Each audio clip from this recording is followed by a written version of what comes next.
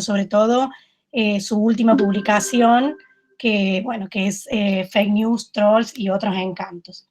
Bueno, yo lo voy a presentar brevemente, así comenzamos puntual. Natalia también tiene una disponibilidad de tiempo, tiene otras actividades, así que debemos terminar esta actividad a las 19:15 a más tardar, y queremos que pueda dialogar con ustedes. Natalia Aruguete es investigadora con CONICET, docente, periodista, profesora de la Universidad Nacional de Quilmes y de la Universidad Austral. Lleva escrito numerosas publicaciones, entre ellas 3 libros y casi 50 artículos que giran en torno a temáticas, desarrollan temáticas centradas en torno a la relación entre agendas mediáticas, políticas y públicas en el diálogo entre medios tradicionales y redes sociales, o medios sociales, medios digitales, como se venía diciendo en los plenarios anteriores que tuvimos. Bueno, en esta ocasión, como dijimos, va a darnos una charla y a presentar su libro, Fake News, Troll y otros encantos, que ha escrito junto con Ernesto Calvo. Bueno, Natalia, bienvenida, muchas gracias nuevamente de parte de toda la Universidad Nacional de Villa María y de las universidades que forman parte de la RedCom, ya que este es el cierre, tu exposición de la jornada de este encuentro de la red. Bueno, muchísimas gracias por la invitación. Quiero, digamos, para no hacer mucho protocolo, ya vos has presentado bastante y te agradezco la generosidad de tus palabras. Quiero preguntarte si yo puedo ya iniciar una presentación, porque hay algunos gráficos que quiero mostrarles. Sí, se te escucha y se te ve perfecto, y podés iniciar ya, compartir pantalla si lo deseas. O sea, es que hay algo que no me termino de dar cuenta. Ahí está, ahora sí. Es donde dice presentar ahora. Pantalla, ¿verdad? Sí, compartir toda la pantalla en los 2 pasos que te pide. No me deja. A ver, compartir. A ver si ahora puedo. No sé si está ya compartiendo. No. Ahí se está presentando. Se está iniciando y ahora voy a ver si estoy en el lugar correcto. Yo había abierto, me parece que no se me abrió lo que yo abrí. A ver si lo logro. No. A ver si me dan un segundito.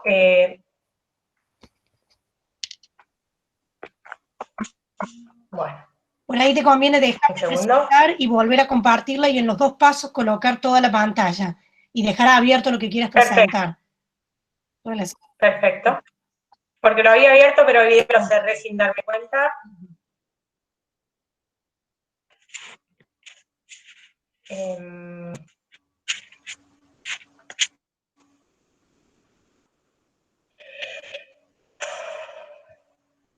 Un segundito, por favor, porque estoy...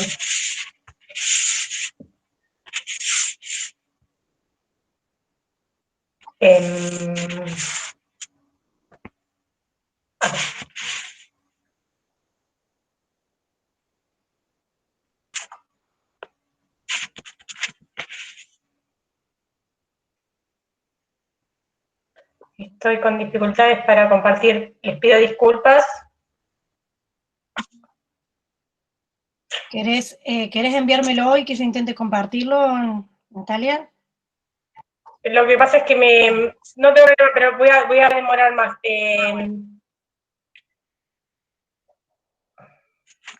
Si me dan un segundito, es una cuestión de... No hay problema, quédate tranquilo porque sigue ingresando gente, porque como te decía, que venían de otras salas del evento, y ya tenemos 100 ingresantes y siguen ingresando. Así.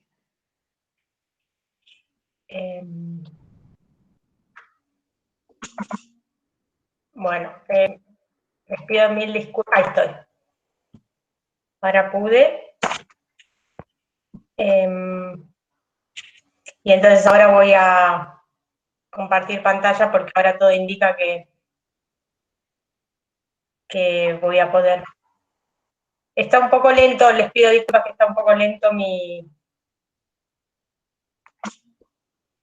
A ver, vuelvo al Meet, ahora sí, pongo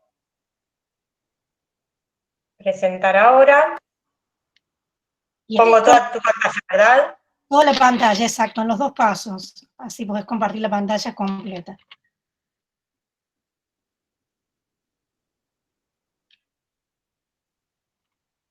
Bueno, ahora dice que estoy presentando mi pantalla.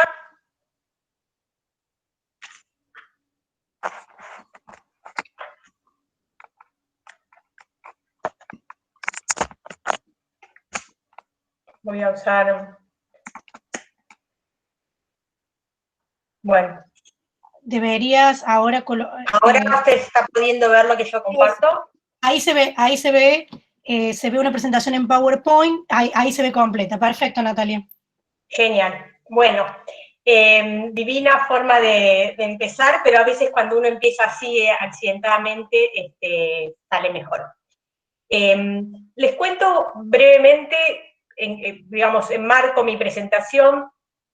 Voy a partir de algunas cuestiones que nosotros hemos trabajado en el libro, pero en realidad, en relación con el libro, voy a tomar fundamentalmente conceptos y líneas de trabajo que hemos presentado allí, pero las voy a aprovechar para pensar en nuevas experiencias y nuevos estudios que estuvimos haciendo en el marco de la COVID, sobre todo porque me parece que es importante poder incorporar en este caso una preocupación que está circulando mucho, que está dando vueltas mucho, y tiene que ver con las fake news y las operaciones de desinformación que se están viviendo durante la pandemia, y me gustaría tratar de arrojar algunas reflexiones y alguna suerte de conceptualización para entender por qué se da esto y en qué escenario se da esto.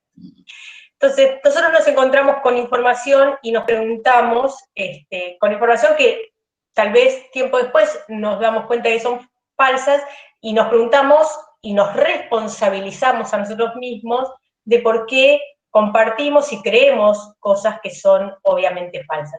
Y lo cierto es que nada es absolutamente obvio en este mundo, en parte porque nuestras creencias y nuestras certezas se van armando y estructurando a partir de aquello que conversamos y compartimos con nuestros pares, o aquellos que nos transmiten actores individuales o institucionales en los cuales creemos. Entonces, esta cuestión de aquel en quien creemos, o aquellos en los que creemos, y la conformación de comunidades alrededor de esto, es fundamental. Hay como 4 elementos que me gustaría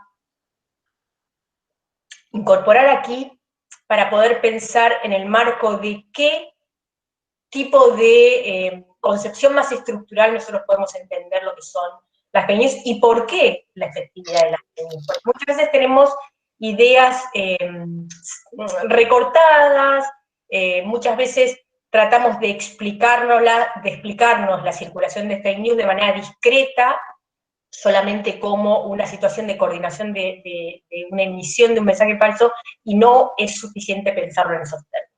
Entonces, por un lado, tenemos claramente la coordinación de distintos tipos de actores que tienen que participar de esto, no tiene que ver solamente con un troll aburrido que está detrás de una máquina y tiene ganas de hinchar un día porque sí, sino que se requiere de una coordinación y un conocimiento de la circulación y la idiosincrasia de la red en una determinada región o en una determinada comunidad. Otra cuestión que me parece importante es no pensar en redes sociales y medios tradicionales de forma dicotómica. No es que crean y forjan agendas de manera independiente, sino que hay una retroalimentación allí que no podemos perder de vista. Y muchas veces, para que una fake news tenga resonancia cultural en determinadas comunidades virtuales, es necesario que haya un impulso más comprensivo de una agenda comunicacional que abarque otras instancias comunicacionales. La tercera cuestión es tratar de pensar esto en escenarios polarizados. O sea, las fake news es menos probable que se propague cuando no están encendidas las identidades partidarias o las identidades de cualquier otro tipo, que lo que hacen es alejarnos cognitivamente, pero también alejarnos virtualmente. Y finalmente, tratar de pensar esto en el marco de una disputa por la agenda. Es decir, las fake news son inicialmente una estrategia de ataque al otro, pero también pueden ser una forma de dar visibilidad a determinados temas en los cuales una determinada comunidad virtual, política, mediática, o todo eso junto, tiene reputación y tiene legitimidad. Entonces, ¿recuerdan este caso hacia fines de abril? Nosotros tuvimos la estrategia de desinformación alrededor de una supuesta cantidad desmedida de presos que iban a salir de las cárceles por el coronavirus.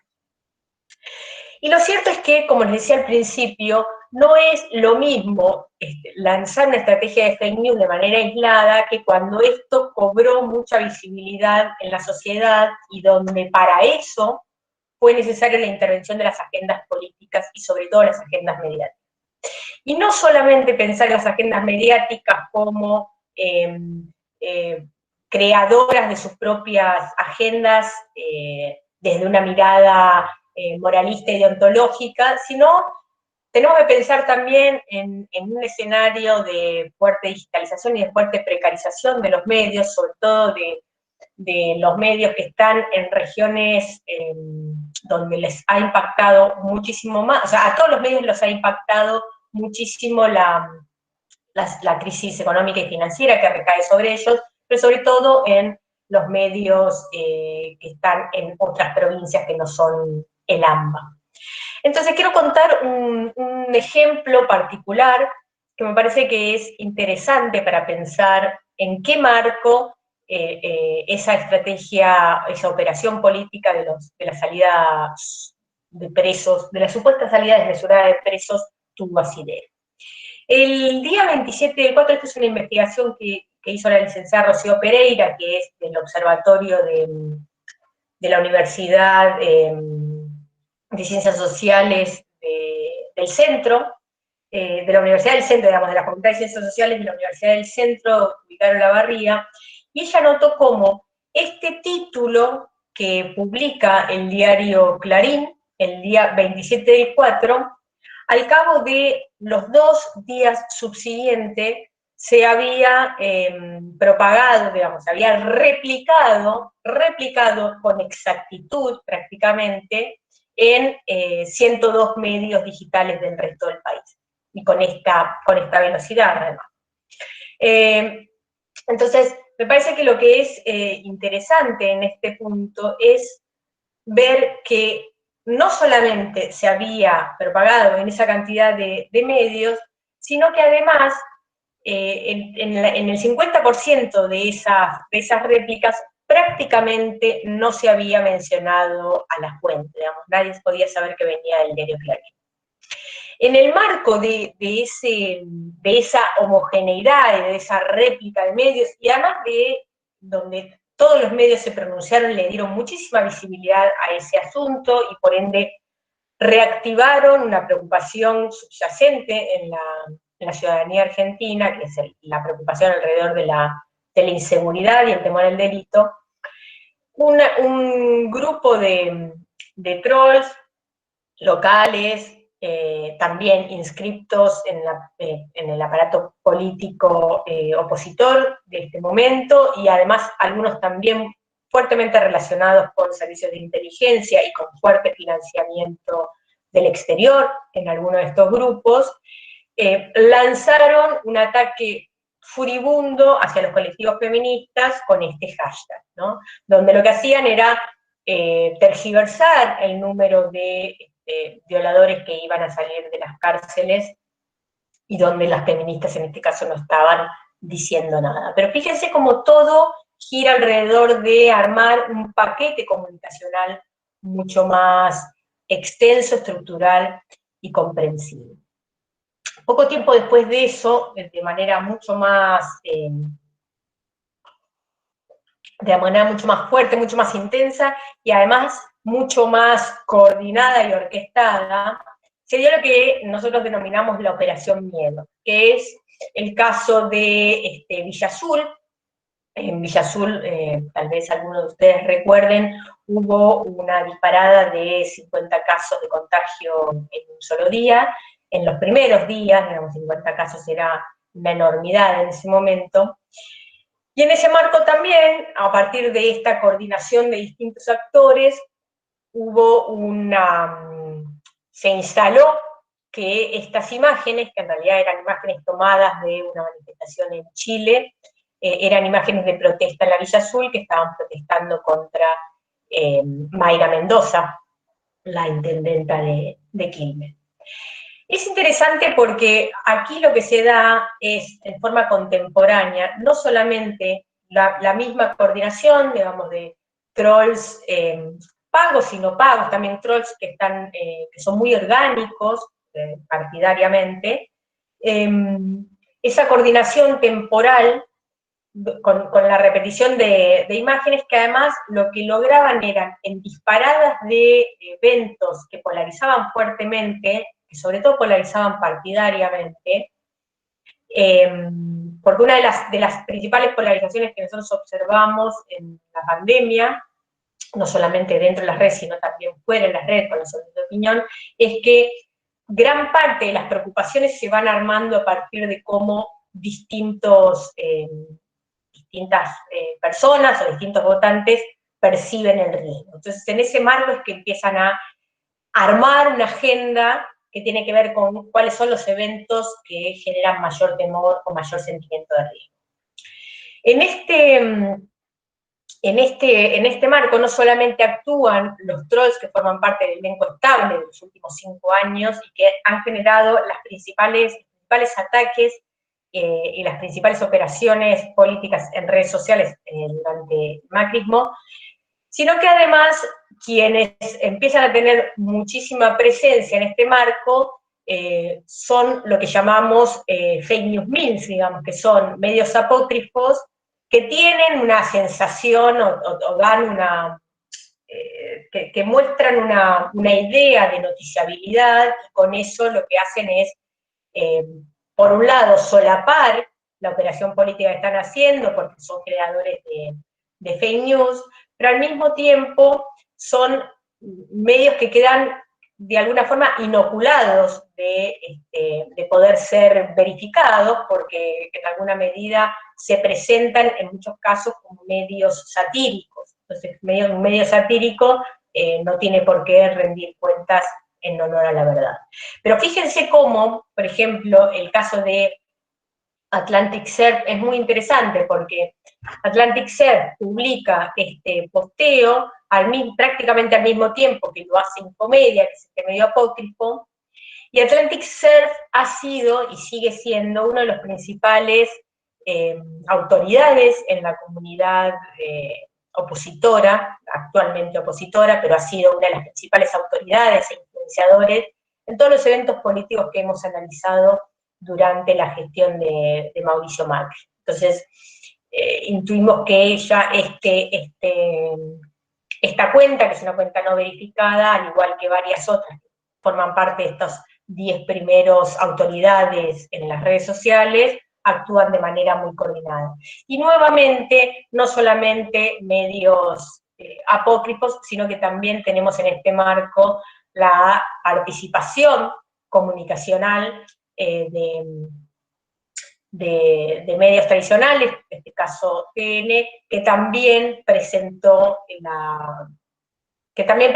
las imágenes falsas, y luego esta captura que ven aquí es de una de las conductoras que se disculpó por haber errado en esas imágenes.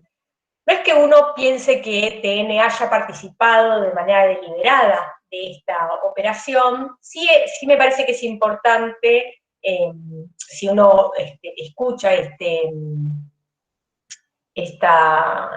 video, puede notar claramente que es un video donde, por empezar, la conductora no tiene clara idea de dónde está ubicada la Villa Azul, porque habla de Avellaneda y en realidad esto es Quilmes, no tiene nada que ver con Avellaneda, quedan próximos, pero no tiene que ver con Avellaneda, y además lo que dice es que los videos que pasaron se los había acercado un vecino de la zona.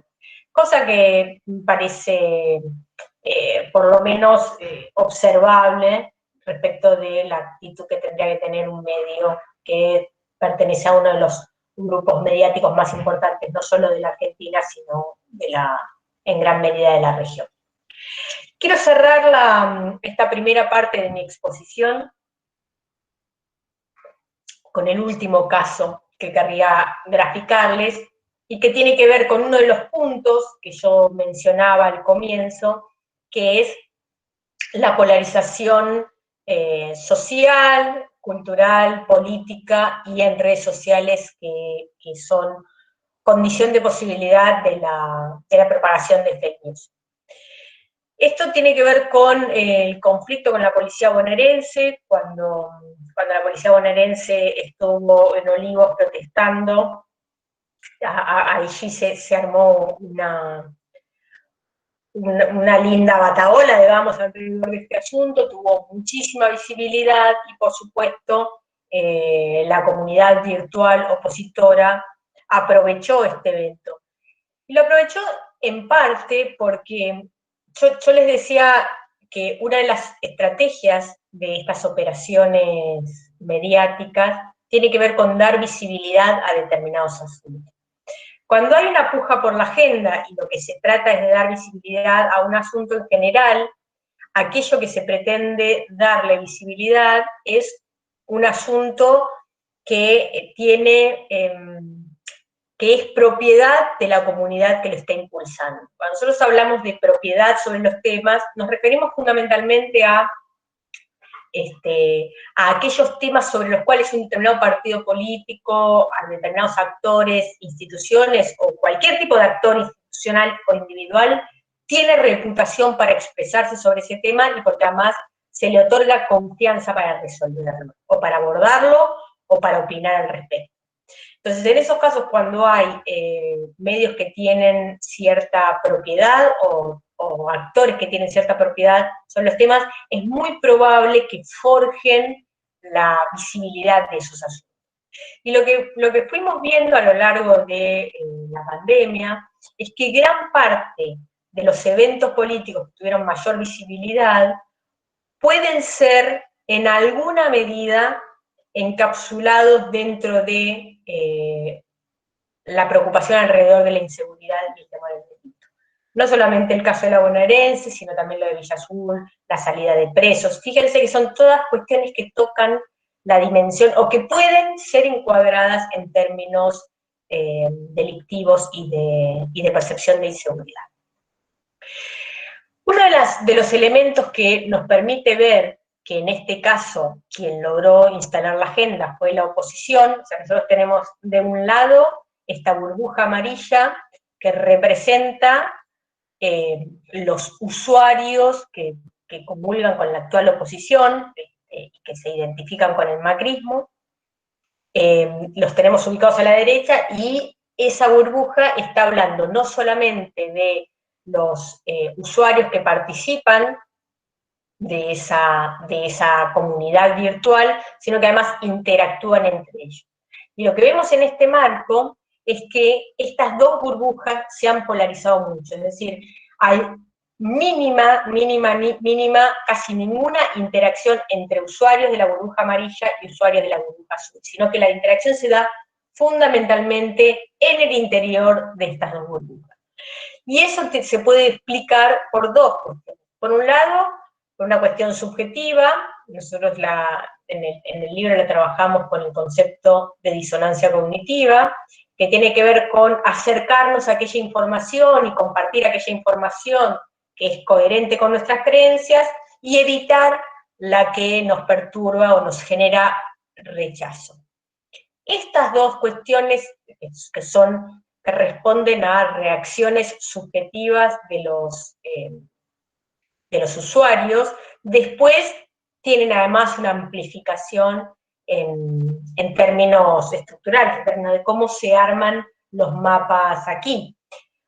Por un lado, porque en el caso de Twitter, cuando nosotros retuiteamos información de algún usuario al que seguimos, lo que nos ocurre es que, por un lado, nosotros estamos mostrando que esa información nos cabe, digamos, nos genera cierta satisfacción, o por lo menos que comulgamos con esa información, y eso genera dos cosas. Por un lado, que los algoritmos asuman que tienen que volvernos y rebotarnos información que es coherente con esa, pero al mismo tiempo, como yo habilito esa información en el muro de mis seguidores, lo que hago es dar continuidad y propagación a ese tipo de información. Entonces eso también es una de las cosas desde la mirada estructural que retroalimenta la amplificación de comunidades, no solamente virtuales, sino también comunidades de valores en el interior de las burbujas.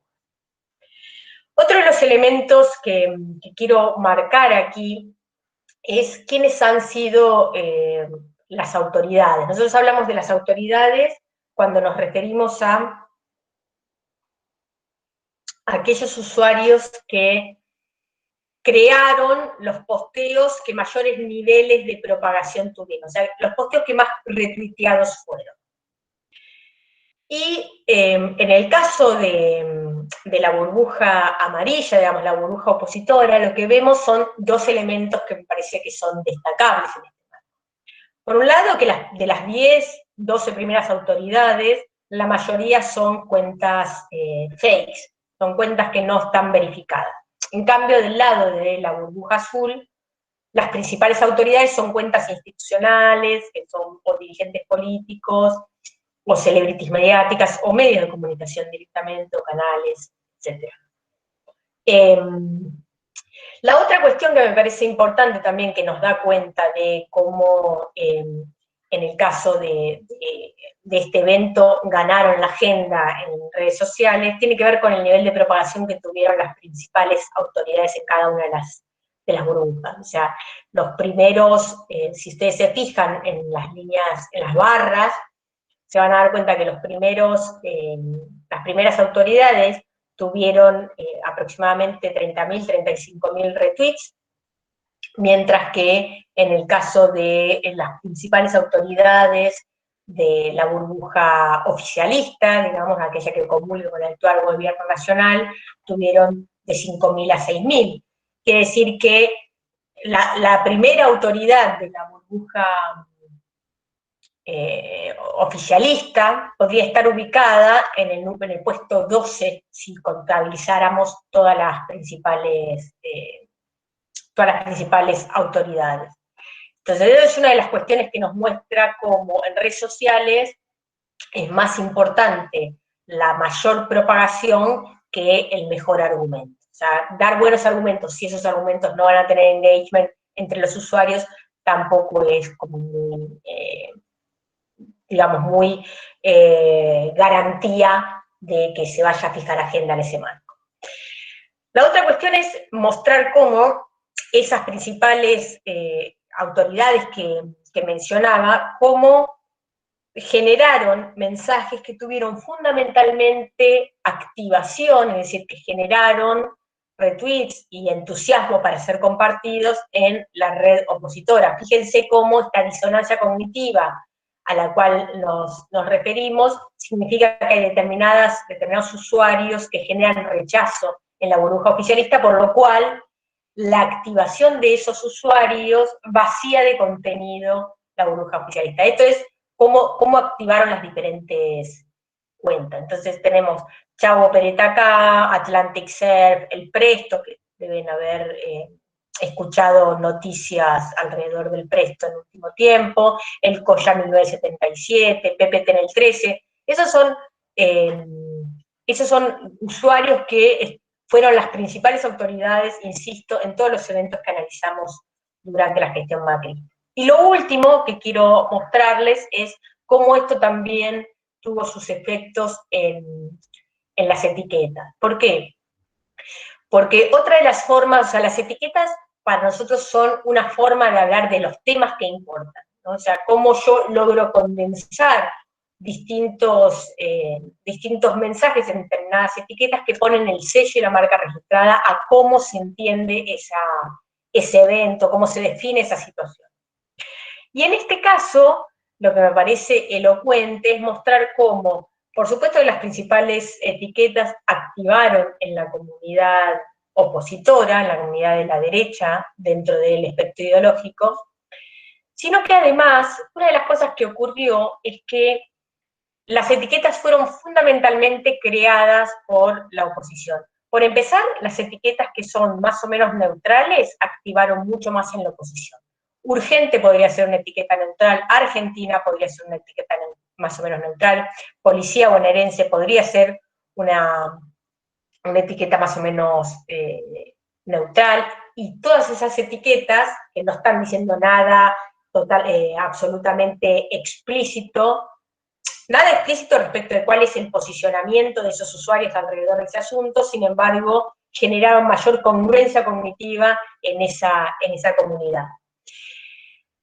Y la otra cuestión para cerrar es cómo, en el caso de las etiquetas que sí tuvieron un posicionamiento explícito, cuando se activaba en la comunidad azul, era una respuesta a esa etiqueta. Concretamente me refiero a esta segunda etiqueta que estamos viendo aquí, que es Nadie con Axel. Fíjense cómo activa mucho en la burbuja de la derecha, y en la etiqueta en la que se activa fuertemente en la burbuja de la izquierda, que es la burbuja oficialista, es la etiqueta que responde a esa otra, que es Todos con Axel. Entonces, en alguna medida, quienes están definiendo la cancha discursiva en este marco es la oposición, y entonces están fijando los contornos de esa agenda y los límites de ese encuadre, y en realidad lo que está pasando desde la burbuja oficialista es que hay una respuesta a una etiqueta que están creando otros. Digo etiquetas en términos literales, pero también en términos más genéricos para poder pensar cómo se crean, se da visibilidad a determinados temas de agenda y cómo se marcan los límites de los encuadres, es decir, los límites de la percepción que se tiene alrededor de los asuntos. Bueno, yo dejo aquí la parte de la exposición y abro un breve espacio que nos queda para preguntas. Muchísimas gracias nuevamente por el espacio. Muchas gracias, Natalia. Bueno, dejamos entonces ahora el espacio para preguntas. No sé si hay alguna escrita en el chat. No. Si alguien tiene alguna pregunta, puede abrir el micrófono. Si no, yo voy a romper el hielo con bueno, tengo varias, pero me voy a limitar a una. Sobre el trabajo que ustedes realizan, que bueno, que está fuertemente sostenido en el estudio de casos, con información estadística y también con una reflexión analítica, multimetódica respecto de los comportamientos en redes sociales. Los voy a resumir en dos. Una es, observo mucho que ustedes trabajan fuertemente con Twitter, que es natural porque, bueno, es la red política por excelencia, pero también sé que observan otras redes si tienen esa misma percepción de lo que se observa en Twitter en otras redes sociales como Facebook y sobre todo como Instagram, que la utilizan más las generaciones más jóvenes y donde a veces nos resultan desde el punto de vista de la observación política más difíciles de encuadrar o de observar hacia dónde va esa orientación política. Y la otra, que bueno, por supuesto tiene relación directa con el trabajo de ustedes, sobre todo con el libro, que es esta cuestión del encanto y el desencanto. En realidad ese mundo de participación y democratización que nos abre la comunicación digital, las redes sociales, a la vez tiene esta otra cara que es la de la propagación de las fake news, pero yo entiendo que ustedes no tienen una visión anómica respecto de eso, y por ahí a lo mejor qué mensaje nos podés dejar en relación a lo que podemos trabajar, ¿no? Como investigadoras, como investigadores, como docentes, en relación a una mejor educación digital, por usar algún término posible. A ver, primero, con respecto a la primera pregunta, cuando nosotros tenemos distintos tipos de abordajes de manera limitada con distintos tipos de redes o de plataformas. Uno de los motivos fundamentales por los cuales analizamos Twitter no es necesariamente político o por lo que se juegue discursivamente allí, sino por una cuestión de acceso. O sea, Twitter es la única red social que es absolutamente pública. Entonces, cuando uno necesita recoger grandes cantidades de datos y ver cómo se mapeó la interacción alrededor de un evento, el Twitter te permite acceder a la totalidad de la información que hubo alrededor de ese evento. En cambio, redes como Instagram o como Facebook, que tienen una gran parte de sus publicaciones en forma privada, eso nos genera un sesgo a la hora de ver qué se puede. Lo que sí, en general, logramos ver es cómo es el consumo de noticias en estas, o sea, ahí sí tenemos herramientas técnicas con las cuales podemos recoger la circulación de noticias que hay a través de estas redes, ¿no? Eso sí es posible, pero no se trata de acceder a la totalidad de la información que surge en Facebook. Lo cual es un inconveniente, Facebook además no lo abre, con muy honrosas excepciones, pero lo cual es muy... es un problema en el sentido de que nosotros asumimos que Twitter claramente no es una red representativa del voto ciudadano. Sí es probable que sea una red donde más intensamente encontramos marcas de estos debates que se dan. Eso sí nos permite poder ver cómo se discute esta agenda. Eso puede ser elocuente de este tipo de discusiones, además porque es una red políticamente intensa y eso también nos da algunos indicadores. Pero sí asumimos que por caso, cuando hay que hacer una estrategia comunicacional, tanto desde la dimensión política como desde otros actores en los niveles locales, es más importante Facebook para ver cómo un político hace una estrategia comunicacional. En cambio, Twitter es más de la política nacional o incluso de la política internacional. Nosotros, en relación con las redes sociales, por supuesto que asumimos que hay una profunda toxicidad en el último tiempo y que suelen ser aprovechadas por sectores de fuertísimo poder para sus estrategias de lo más espurias y mugrientas. Pero también encontramos algunos casos en los cuales las redes sociales pueden prestarse para generar apuestas políticas de resistencia y de un discurso mucho más libre. En general, lo que hemos visto en la Argentina y en muchos otros países es que las agendas de género han podido promover otro tipo de interacción. No sé, el debate alrededor de la legalización del aborto, mira cómo nos ponemos, ni una menos, todas esas han sido redes que han podido tener otro tipo de interacción en redes sociales, son redes que han despolarizado y que por ende, al lograr despolarizar, también apagaron el fuego de este tipo de estrategias, ¿no?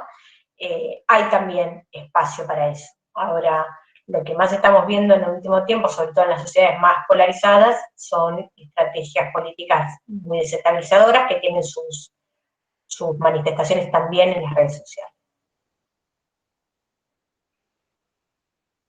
Bien, gracias Natalia. Ahí tenemos algún par de preguntas de estudiantes en el chat.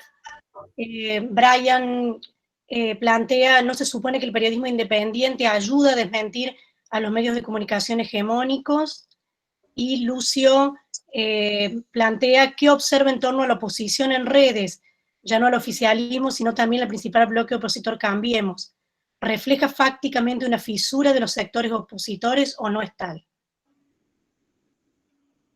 Si las podés leer también vos ahí, Natalia, a lo mejor. Sí, estoy tratando de, a ver, ya entendí la primera parte, pero ¿me puedes repetir la segunda?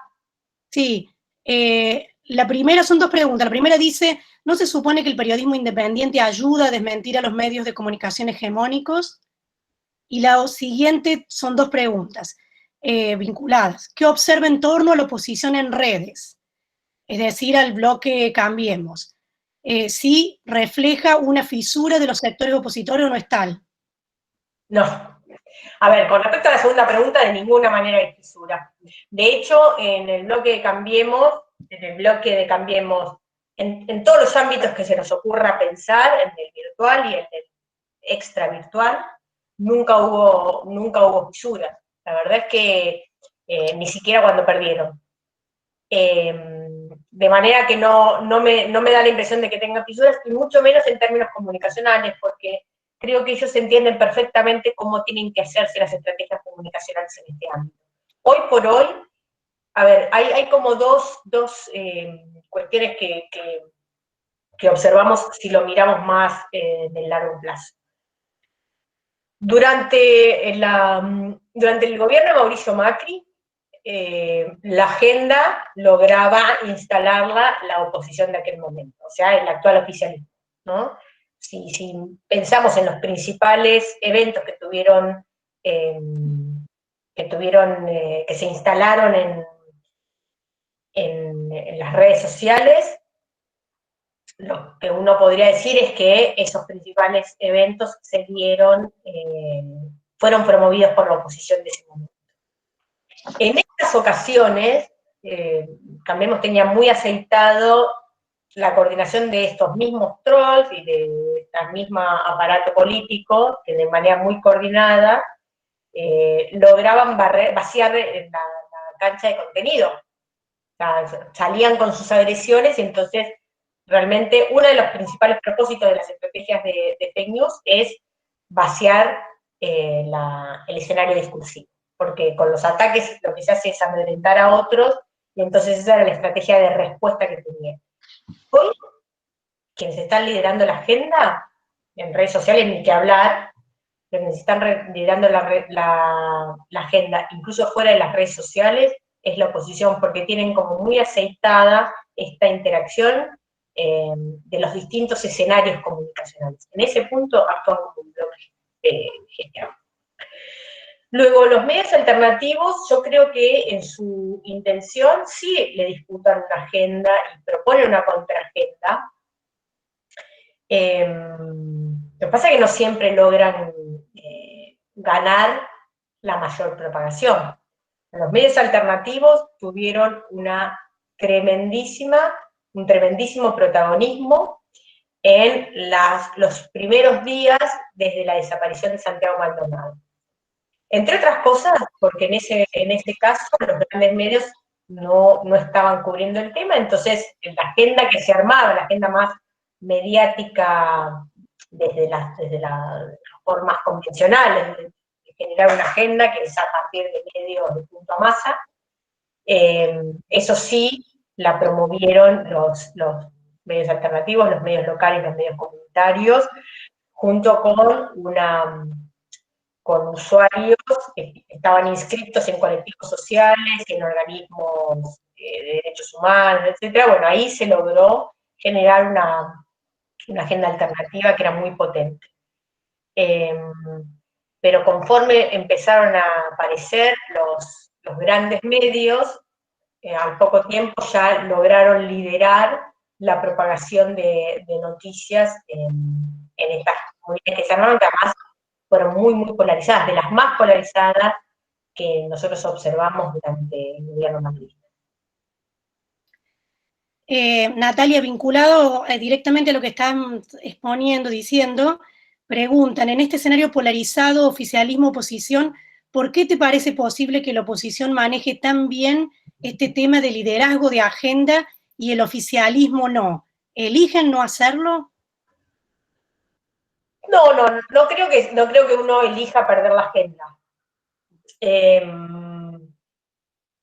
A ver, en redes sociales es difícil ser oficialismo, mucho menos en un escenario crítico. Por eso, digamos, y esto es así, fue así con Nisman, donde la oposición de ese momento, que es la misma que ahora, lideró esa agenda, logró instalar Nisman como evento muy, muy conmocionante y desestabilizador del gobierno de ese momento. Eh, durante el gobierno tambienista, la oposición de ese momento logró instalar bastante la agenda. Lo que pasa es que yo lo que observo es que la actual oposición, y sobre todo cuando tuvo el financiamiento estatal para hacerlo, siempre fue muy orgánica en su, eh, en su capacidad de generar la agenda en las redes sociales. Y esto no tiene que ver solamente con pensarlo en términos anecdóticos de el call center ¿cómo se llamaba? El call center que hablaban de Marcos Peña. O sea, eso fue más anecdótico, pero me parece que esa idea sí daba cuenta de que ellos tenían mucho más internalizada la necesidad de aceptar y combinar y coordinar todas estos escenarios comunicacionales. Y una de las cosas que tiene muy aceptada la oposición actual es la división de tareas respecto de en qué escenario, en qué microescenario hay que salir a hacer cada cosa. O sea, en qué microescenario hay que salir a atacar desde los trolls, que son cuentas no verificadas, y entonces uno no sale institucionalmente, en qué escenario los actores más institucionales y oficiales no tienen que salir a hablar. O sea, Patricia Bullrich es poco probable que salga a pelearse con un troll. Y es menos probable aún que un troll inscripto en la burbuja peronista, digamos, en la burbuja oficialista, tenga la capacidad de daño, haya conseguido la capacidad de daño que han conseguido los trolls que son el elenco estable en la burbuja macrista.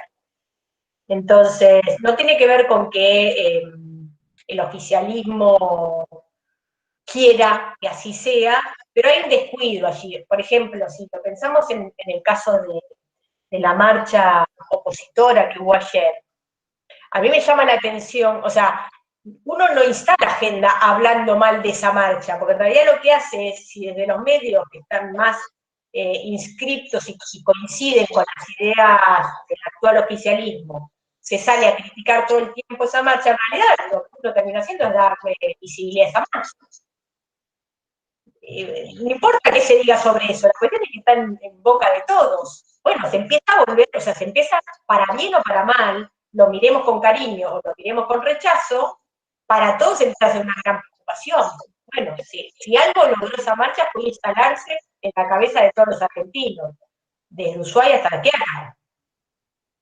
Ahí es donde creo sí que tal vez haya que repensar cómo se hace esa disputa por la agenda, no en el terreno del otro. O sea, el problema es cuando uno critica, pero se va al terreno del otro. O sea, los otros hacen una marcha y uno se instala a criticar la marcha desde el terreno del otro, perdió. Porque es la agenda del otro.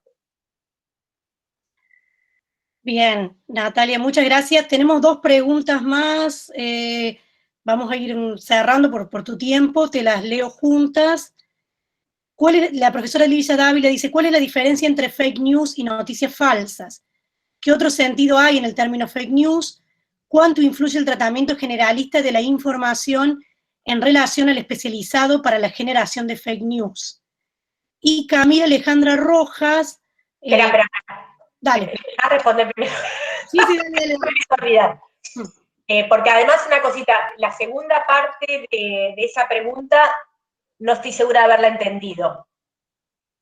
No sé si la profesora que hizo esa pregunta quiere especificar la segunda parte porque creo que no la entendí. Ligia, ¿estás por ahí? Me parece que se le ha cortado. Ya salió. Bueno, no te preocupes. A ver, voy respondiendo a la primera. La diferencia entre noticias falsas y fake news puede ser pensada de la misma forma que que se define en Estados Unidos como misinformation o disinformation. las noticias falsas o false news, para acogernos a la idea que ellos tienen, bueno, nosotros la traducimos como lo mismo, ¿no? Pero las noticias falsas en realidad tienen que ver fundamentalmente con el contenido de la información, y es un contenido que no está verificado, que puede tener tergiversaciones y sesgos, pero lo que la distingue es cuál es el propósito de esas noticias falsas. Y cuando hay errores en la información, muchas veces esos errores se producen por sesgos involuntarios, son sesgos cognitivos involuntarios, también se los llama sesgos de confirmación, que se explican, entre otras cosas, porque fundamentalmente se explican porque el sesgo de confirmación lo que me explica es que uno tiene presunciones o ideas previas, y entonces en la medida en la que va buscando información, aún con las mejores intenciones que tiene, la información que va incorporando como plausible para explicar determinados eventos, es información que confirma aquellas presunciones que yo ya tenía, ¿no? Ya confirma mis propias hipótesis. Ese es el sesgo de confirmación. Cuando nosotros nos acercamos a información en redes sociales, o incluso cuando nos acercamos a información fuera de redes sociales, o cuando charlamos con nuestras familias, en general lo que hacemos es dar explicaciones a los eventos que se inscriben en nuestras propias cosmovisiones de esos eventos, una cosmovisión más general, ¿no? Entonces decimos, bueno, no sé, es bastante más probable que un usuario que sea muy intenso en la burbuja peronista, digo peronista, o sea, puede haber otras, pero en general son las burbujas mayoritarias donde las autoridades tienen una inscripción opositora y oficialista muy marcada.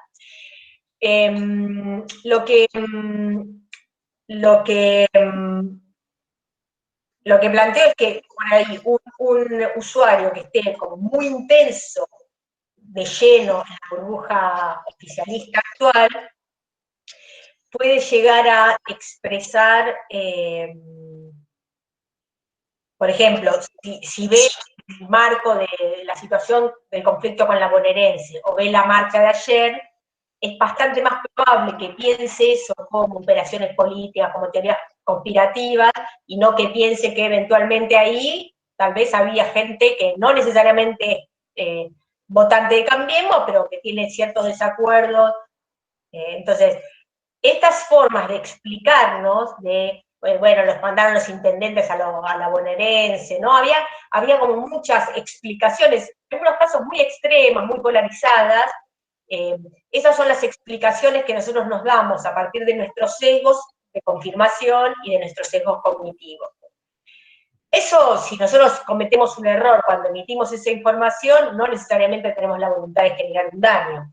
Cuando uno pergenia y coordina distintos actores para hacer un ataque o para ejercer violencia en el escenario virtual, ahí nosotros las denominamos operaciones de fake news, porque en realidad lo que se quiere es o dar visibilidad a un tema que es propiedad de uno, y de esa forma derrocar al otro, o directamente atacar a alguien que uno quiere callar, ¿no? O sea, lo que pasó en el caso de la red Maldonado, es que cuando las autoridades de la burbuja macrista salieron al escenario comunicacional, junto con medios, junto con algunas celebrities mediáticas bastante tóxicas, lo que hicieron fue atacar a la causa, a los mapuches y a los organismos que estaban detrás de eso, para silenciarlos, y lo lograron. Natalia, ahí, bueno, no sé si puede abrir el micrófono la profesora Dávila para explicar la segunda parte de la pregunta. Si no, si está con problemas, me parece, de conexión. Bueno. Te voy diciendo la siguiente pregunta de Camila Alejandra Rojas Sánchez. Dice, además de los trolls y las fake news, hay que agregar los bots. Esa tríada encantadora, entre comillas, hay que combatirla. Por lo menos en Chile, es muy ocupada por la política oficialista de derecha actualmente. Camila desde Chile hace ese aporte o reflexión. A ver, hola Camila, ¿cómo estás? Nos conocemos con Camila del doctorado en Temuco, y en la Universidad Austral también. Me alegra que estés aquí. A ver, en general, todas las derechas del mundo están actuando de manera muy aceitada estas estrategias. Parece que no tiene que ver solamente porque en este caso no es el oficialismo, sino que es la actual oposición que está generando eso. En España es la actual oposición, en Estados Unidos es el oficialismo más recalcitrante, en Brasil es el oficialismo, digamos, hay como una suerte de denominador común de coordinación de estos actores. Sí me parece importante marcar esta diferencia. Una cosa son los trolls, que son los que estructuran la narrativa alrededor de esto, y otra cosa son los bots, que lo que hacen es mecánicamente aumentar el volumen de la difusión y de la propagación de noticias. Pero no tenemos que perder de vista la importancia de aquellos que hacen el trolling, pero que son, más allá de que sean cuentas fakes, que son sujetos o medios o centros mediáticos que están detrás de esto, pergeñando una determinada narrativa. Porque en realidad, una de las cuestiones que a mí me parece que explica más sensatamente esto, que yo lo dije a medio camino en la exposición, es que la polarización no es solo necesariamente una polarización política, sino que es fundamentalmente una polarización afectiva. O sea, en redes sociales está mucho más profundizado, pero fuera de redes sociales, lo que está pasando en las sociedades actuales es que aquello que nos aleja del otro es nuestra percepción de la polarización. Y en realidad tiene que ver, en algunos casos, con identidades partidarias, en otros casos con odios de otro tipo, en otros casos con odios raciales, con odio hacia determinadas minorías. Esos son aspectos afectivos más que racionales. O sea, los odios, no sé, pensando en Camila, los odios hacia las comunidades mapuche son más afectivos, si tiene que ver con racismos, que están más en el orden de lo afectivo que en el orden de lo racional. Cuando nosotros odiamos al otro distinto, en realidad lo odiamos visceralmente. Y además, la otra cuestión que nos ocurre, y es una de las explicaciones de la propagación de fake news en redes sociales, es que cuando estamos tan fuertemente polarizados, los mensajes estos nos generan sentimientos, si nos generan alegría, o incluso si nos generan bronca, o sea, una de las cosas que nosotros vimos en el caso Maldonado, uno de los experimentos que hicimos es que aquellos mensajes que generaban bronca a la comunidad opositora de ese momento, nos entusiasmaban a querer compartir esos mensajes porque nos daba bronca, entonces queríamos que los demás supieran la injusticia que se estaba generando con eso, ¿no? En el caso de la comunidad macrista, por ahí algunos mensajes les daban asco y en realidad los desalentaban de compartirlo, porque lo que se generaba eran rechazos, ¿no? Entonces, esta dimensión emocional que nos relaciona con los mensajes también tiene marcas en nuestras reacciones frente a esos mensajes. Y también tiene consecuencias en la red social misma, porque si nosotros nos sentimos entusiasmados a compartir un mensaje que nos da bronca, o incluso alguno que nos alegra, lo compartimos, lo retuiteamos, lo republicamos y vamos generando que ese mensaje se propague. Entonces, todo el tiempo tenemos que tener en cuenta esta combinación de lo emocional y de lo estructural y condicionante de las redes sociales para poder explicarnos por qué una fake news tiene mayor capacidad de propagarse que cuando esa fake news es verificada. No tiene la misma capacidad de propagarse la verificación, porque no importa tanto la verdad sobre la noticia, sino lo que nos genera emocionalmente. Malvi, sí. Perdón, les pido disculpas que las dos veces que intenté habilitar el micrófono apretaba el botón de cortar la llamada. Así que, bueno, perdón Natalia y a todos. Rápido, lo que yo quería consultar era si es que la característica de la fabricación de estas noticias falsas o de las fake news tienen un abordaje generalista, es decir, las noticias no tienen profundidad, no son especializadas, ¿sí? El abordaje que se da a esta información es más bien llana. Es una característica que tienen las fake news, supongo que muy raras veces esta fabricación de noticias están hechas con profundidad, ¿no? Con un sentido más ligado a lo interpretativo, a lo explicativo. ¿Es así, Natalia? A ese sentido iba mi consulta. Mira, bueno, digamos, esta dimensión emocional que estamos planteando tiene que ver con esto de noticias que son más viscerales, que son tergiversadas. Es cierto que en lo que estamos observando es una suerte de pasaje hacia y una profundización de la personalización, la dramatización en los discursos, la controversia permanente, la deshistorización, la descontextualización o recontextualización perversa de los temas. Ahora, estas cosas que yo estoy mencionando, que caben perfectamente para pensar las fake news, caben perfectamente para pensar la forma de producir noticias hoy por hoy desde los medios tradicionales. Y cuando digo hoy por hoy, me refiero a un tiempo un poco más largo que los últimos 4 años. O sea, incluso me animaría a citar autores en este caso, que hablaban de la espiral del cinismo, o que hablaban de cómo las noticias soft, las noticias livianas, lo que estaban generando era un fuerte cinismo en la ciudadanía, que empezaban a descreer de todo. En ese punto lo que creo es que no solamente la forma, esto que decía, personalizada, tergiversada y descontextualizada y dramatizada de generar noticias y discursos, sino que además muy fuertemente la profundización de los mensajes y las narrativas negativas en redes sociales, pero también fuera de redes sociales, están contribuyendo a ese cinismo y están contribuyendo fuertemente a una caída en la confianza en las instituciones, en la confianza en la política, en la confianza en la democracia, ¿no? Entonces, lo que haría es pensar esas fake news como que lo singular que tienen es este componente tan fuertemente negativo que genera tanto descrédito en la sociedad.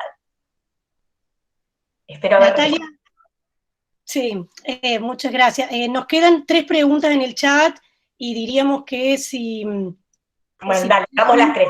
Dale, hagamos las 3 y trato de ser más cortita en mis respuestas. Dale, bueno. El estudiante Leo Pirantonelli dice: hola Natalia, creo que el análisis es muy parcial. Hay ejemplos de utilización de fake news y trolls por parte del peronismo, kirchnerismo. No creo que sea un fenómeno únicamente atribuible a la derecha, entre comillas.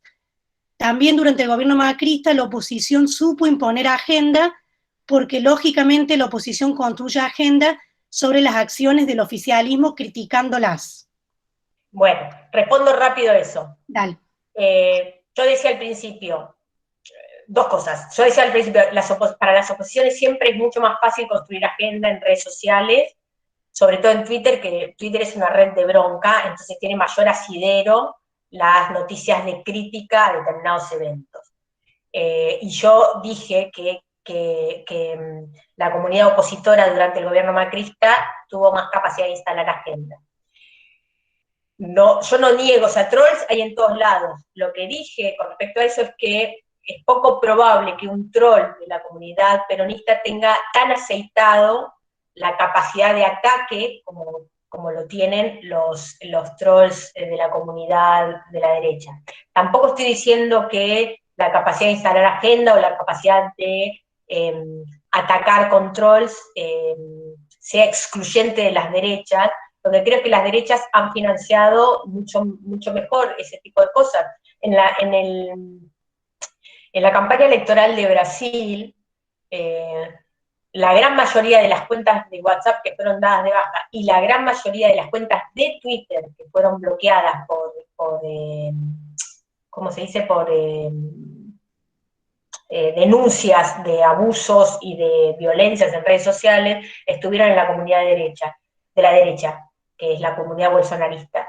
Y esa comunidad, si uno hace la cadena de financiamientos estuvo financiado por un financista que ha financiado durante los últimos 20 años las campañas republicanas en Estados Unidos y gran parte de las campañas de la derecha en varios países de Europa.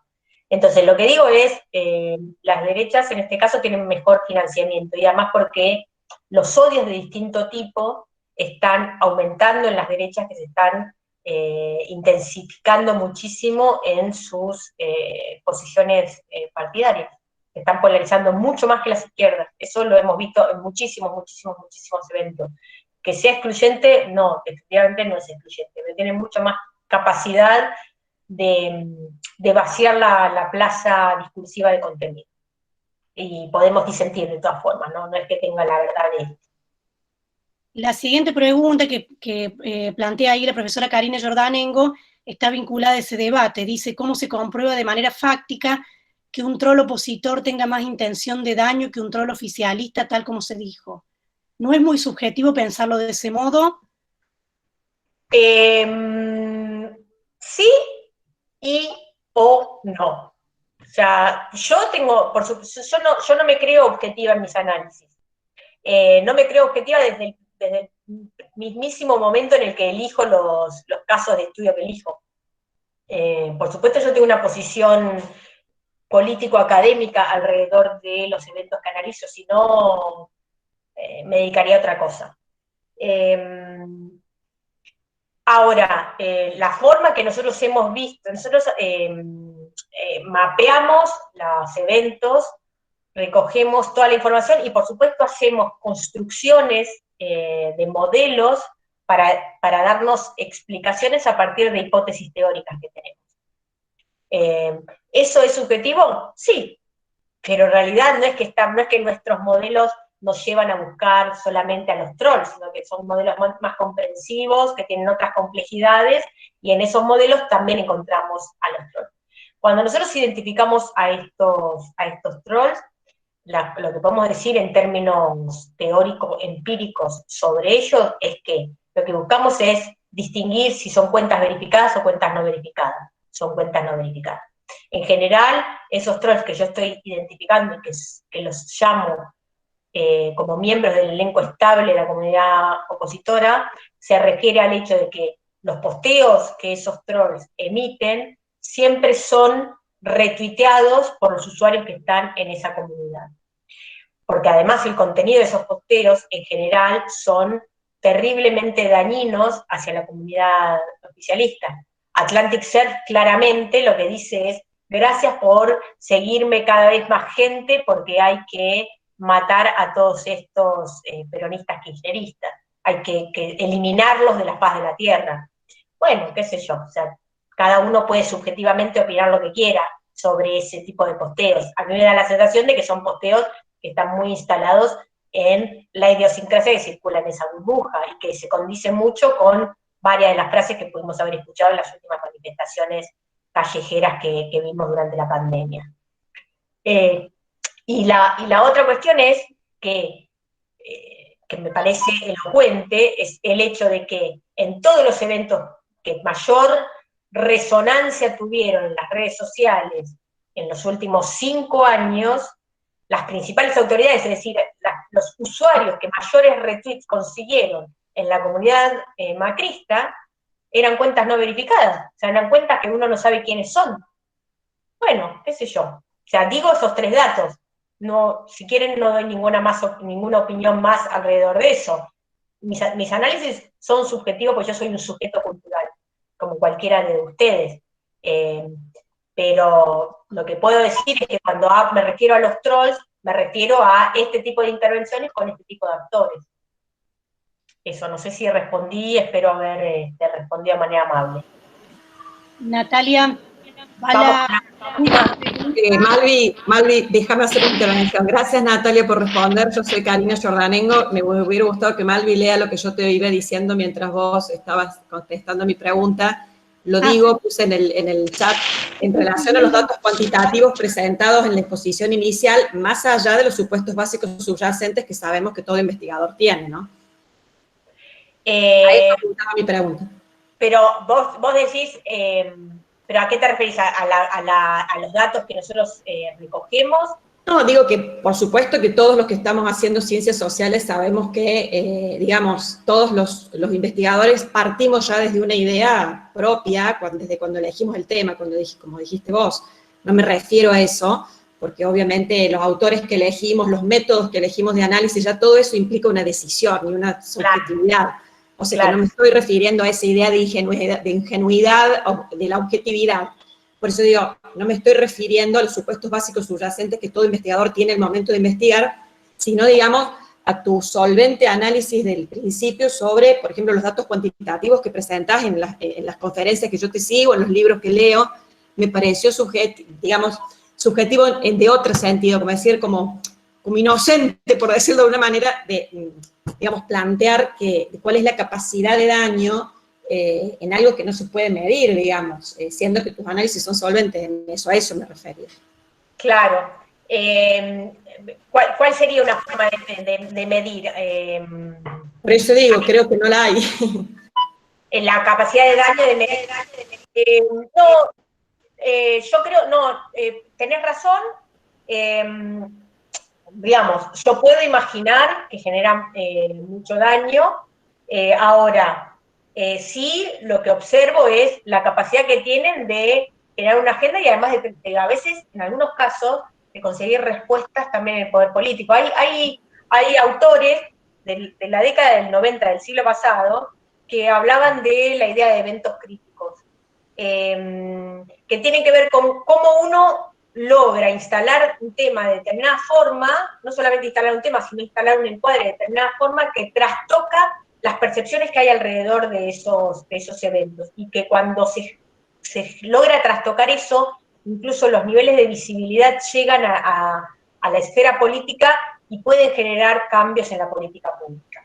Yo creo que entre los alcances que me animaría a observar de las formas de diseñar y coordinar estrategias comunicacionales por parte de la actual oposición, han logrado tener efectos incluso en la agenda política y generar reacciones en la agenda política gracias a el nivel de coordinación y efectividad que han tenido. Ahora, el nivel de daño en las distintas personas no puedo saber. Sí podemos saber el nivel de alcance que han tenido sus narrativas, porque eso sí lo tenemos medido. O sea, nosotros podemos medir que las principales autoridades de la comunidad opositora en el caso del conflicto con la bonaerense, sus tweets alcanzaron 50.000, 60.000 retweets. Bueno, digamos, tuvieron propagación. Claro, eso se puede medir. Sí.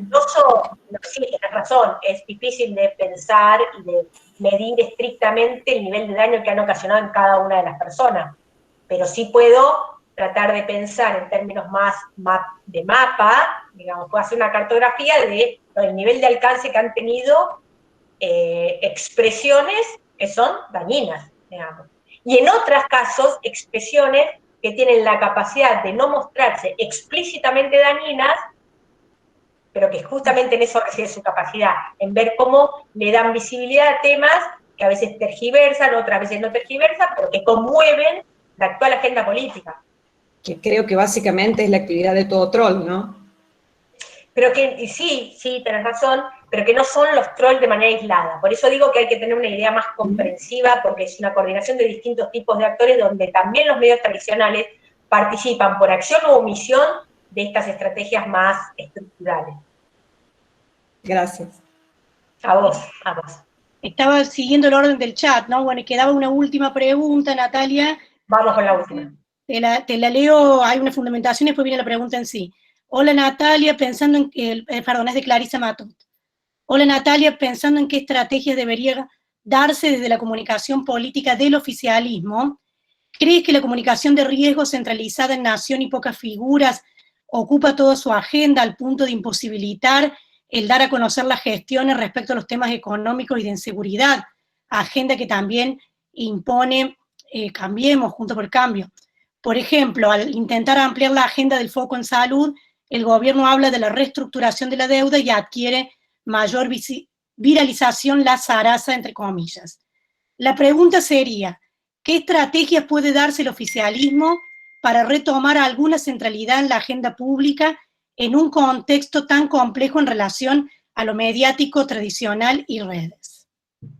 La verdad es que no tengo una respuesta a eso. O sea, no es mala voluntad, pero no tengo una respuesta. Yo creo que estamos en todos los gobiernos en el mundo, estamos en un escenario sumamente crítico, y donde es muy difícil, no sé si lo mencionaban como zaraza, esta agenda opositora o qué, pero está resultando muy difícil tener una estrategia para combatir esa agenda opositora. Sí creo, me animaría a decir, es lo único que me animaría a decir al respecto, y tampoco estoy tan segura de lograr responder la pregunta, pero es lo que queda.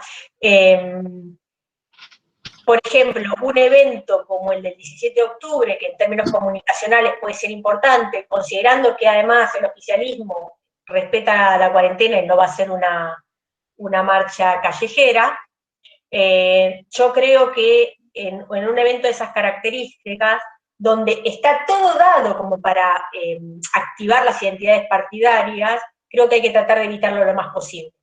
Porque la activación de las identidades partidarias es mucho más polarizante, y en este momento, si algo no necesita el gobierno, es polarizar más. Porque si polariza, nuevamente estaría respondiendo a una delimitación de encuadres marcado por la oposición. Entonces, creo que hay que ver cómo uno piensa ese evento del 17 de octubre, si como un evento que confirme identidades partidarias, o si se lo piensa como un evento que sea más bien un evento como pretexto y contexto de relanzar una agenda de colaboración, que es lo que fue una de las promesas de este gobierno desde el comienzo, y es algo que le generó mucho rédito en los comienzos de la pandemia en términos discursivos, y no solamente discursivos, ¿no? Entonces, parece que lo que tiene que intentar, sin prisa pero sin pausa, retomar este gobierno es una agenda de colaboración que es lo que prometió.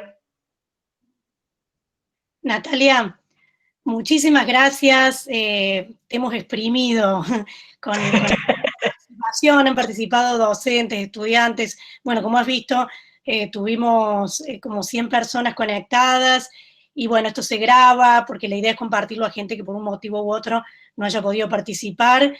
Aquí hay gente de ciencia política, de comunicación, de sociología, de distintas carreras del Instituto de Ciencias Sociales. Y bueno, le doy el lugar a Carla Avendaño, que es la secretaria de Investigación y Extensión, si quiere, bueno, también dar un saludo final y agradecerte. Natalia, antes que nada, muchísimas gracias por sumarte a nuestra propuesta, por tu participación, por compartir tu libro con nosotros acá en Villa María. Bueno, vos allá, pero nosotros acá, bien se entendió. Rara la situación. Muy agradecidas, de verdad. Muy agradecidas a todos y todas quienes han participado de la jornada del encuentro de cátedras de comunicación digital en el marco de la red de carreras de comunicación y de la Universidad Nacional de Villa María. Y bueno, mañana empieza nuestro congreso, nuestro gran congreso a las 9:30, y a posteriori la conferencia de Lila Lucchesi. Bueno, van a ser 2 días largos, tenemos más de casi 140 ponencias, muchas salas en paralelo, y bueno, muchas expectativas de que realmente va a salir todo muy bien. Menos mucho trabajo ahí de fondo. Natalia, un abrazo a distancia. Muchísimas, muchísimas gracias por tu participación acá en Villa María. Muchísimas gracias a todos y a todas, y bueno, espero que el próximo encuentro sea presencial, que podamos besarnos y abrazarnos todos y todas. Así sea. Muchas gracias. Gracias, Natalia, gracias a todos y todas. Muchas gracias. Y gracias, Marlina, por la invitación. Muy generoso de tu parte. Un placer, un placer. Gracias. Besos a todos. Nos vemos mañana entonces. Suerte con el congreso. Muchas gracias por eso también.